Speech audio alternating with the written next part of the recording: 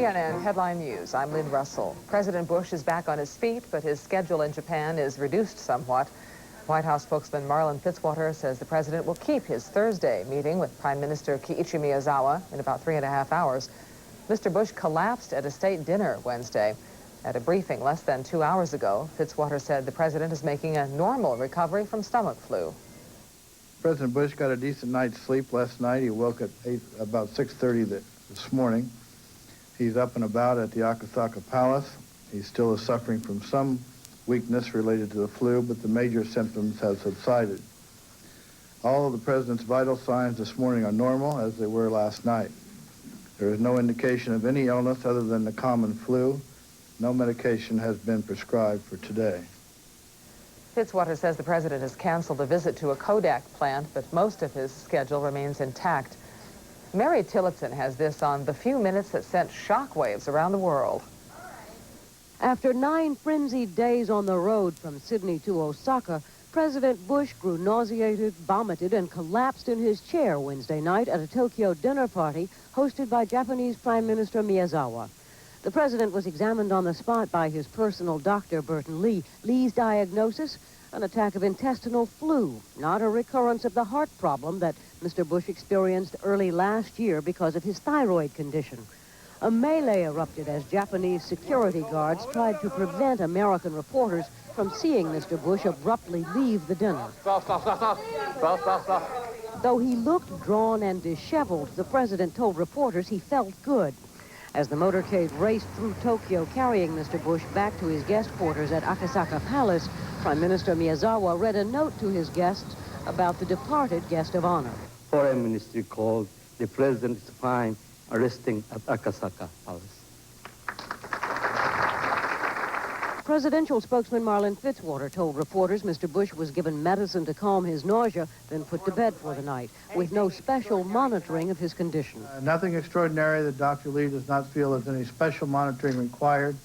All aspects of the examination indicate that it is a common case of the flu. Mrs. Bush, who stayed at the dinner, made light of the president's illness and hasty exit. I'm beginning to think it's the ambassador's fault.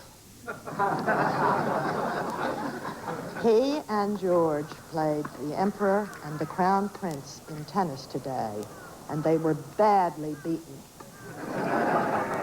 And we Bushes aren't used to that, so he felt much worse than I thought. When Fitzwater was asked if being felled by the flu might persuade Mr. Bush to slow down, he said, nope, the president likes staying busy. Mary Tillotson, CNN, Tokyo. The initial uncertainty of President Bush's condition caused world markets to fall, but they soon recovered. The dollar also fell briefly against other major currencies. The Japanese Prime Minister Miyazawa sent the president a handwritten note wishing him a speedy recovery. The presidents of Egypt and Turkey sent similar messages. President Bush has made a series of phone calls, including one to Vice President Quayle, who campaigned for their re-election in New Hampshire today. Quayle says assuming the presidency was never even a possibility, because he knew all along Mr. Bush wasn't seriously ill. The president went to Japan to improve trade relations. Yet today, Japan's trade minister announced his country can go no further on the difficult issue of auto imports. Commerce Secretary Robert Mosbacher reportedly called one proposal from the Japanese embarrassing. But the U.S. Treasury Secretary says an agreement was reached on increasing economic growth. The number of Democrats seeking the 1992 presidential nomination has shrunk by 1. Moments ago, Virginia Governor Douglas Wilder announced he's withdrawing from the race for the White House. Wilder cited the problems of mounting a national campaign and trying to run his state during difficult economic times. The B-2 bomber may be near a cutoff point. Senior administration officials say President Bush wants to cease production at 20 planes. The Air Force had called for 132 stealth bombers. An official announcement on the cutback is expected in the State of the Union speech later this month.